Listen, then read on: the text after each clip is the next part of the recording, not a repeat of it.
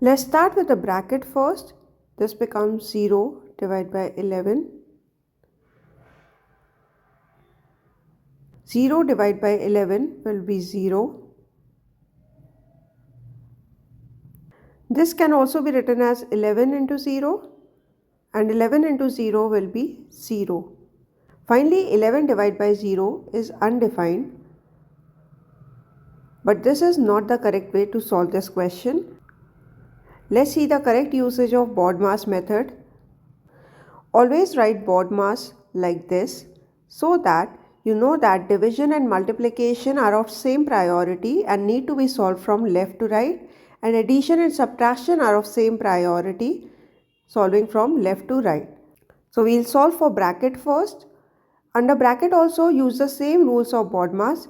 So division need to be solved first. 11 divided by 11 is 1.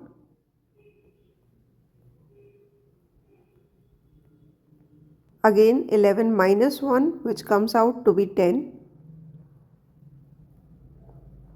Whenever a number inside a bracket on right side of another number, write it as 11 into 10.